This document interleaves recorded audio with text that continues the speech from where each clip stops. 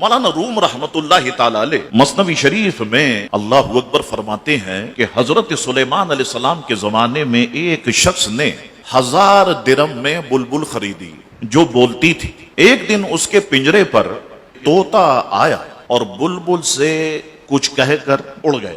مالک جس نے خریدی تھی اس نے یہ معاملہ اپنی آنکھوں سے بھی دیکھا۔ بس طوطا کیا گیا کہ اس بلبل نے بولنا چھوڑ دیا۔ بلبل کی آواز بڑی پیاری ہوتی ہے۔ اس شخص نے حضرت سلیمان علیہ السلام کی خدمت میں حاضر ہو کر اپنا ماجرا بیان کیا۔ حضرت سلیمان علیہ السلام جانوروں کی بولیوں کو جانتے تھے، پرند چرند کی بولیوں کو جانتے تھے۔ اللہ نے انہیں علم عطا فرمایا۔ اللہ اکبر۔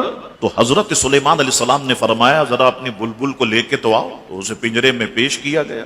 آپ نے اس بلبل سے خاموشی کا سبب پوچھا، کیا بات ہے تم خاموش کیوں ہو گئی؟ تمہارا مالک کہتا ہے میں نے 1000 درم میں خریدی تھی اور تمہاری آواز بڑی سریلی ہے۔ وہ عرض کرنے لگی حضور بات یہ ہے کہ میں اپنے وطن اور اولاد کو یاد کر کے روتی تھی، لوگ اسے گیت سمجھتے تھے۔ مجھے طوطے نے آ کر کے سمجھایا ایک روز کہ تیری بے صبری ہی اس قید کا باعث ہے، اگر تو خاموش ہو جائے چھوٹ جائے۔ اب میں آپ سے وعدہ کرتی ہوں میں کبھی نہیں بولوں گی۔ حضرت سلیمان علیہ السلام نے اس کے مالک سے کہا اب تو اس کے بولنے سے نا امید ہو جا۔ اس نے کہا حضور میں نے خریدا ہی اس وجہ سے تھا کہ اس کی آواز مجھے بہت اچھی لگتی تھی، اب یہ بولے ہی کی نہیں تو اسے پنجرے میں رکھنے کا کیا فائدہ؟ اس نے دروازہ کھولا پنجرے کا اور بلبل کو آزاد کر دیا۔ اللہ اکبر۔ بلبل اڑتے ہوئے جا رہی تھی، کہہ رہی تھی پاک ہے وہ اللہ جس نے مجھے انڈے میں بنایا، ہوا میں اڑایا، پنجرے میں صبر دے کر وہاں سے چھڑایا۔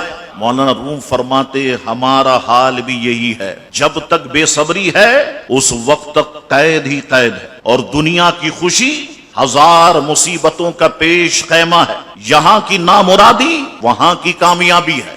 آگے چل کے مولانا روم فرماتے ہیں بات یہ ہے کہ اگر تم دانا بنو گے تو پرندے تمہیں چگ جائیں گے، اگر پھول کی طرح ہنسو گے بچے تمہیں توڑ ڈالیں گے، جتنی اپنے میں خوبی پیدا کرو گے اتنی ہی تم پر مصیبتیں آئیں گی، لہذا بجائے راحت طلب کرنے کے یہاں سے جانے کی فکر کرو، تم دنیا ہی کے ہو کر کے رہ گئے۔ فرماتے نہیں مرنا ہے، جب اس دنیا سے جانا ہے تو پھر جانے کی تیاری کرو۔ اللہ اکبر۔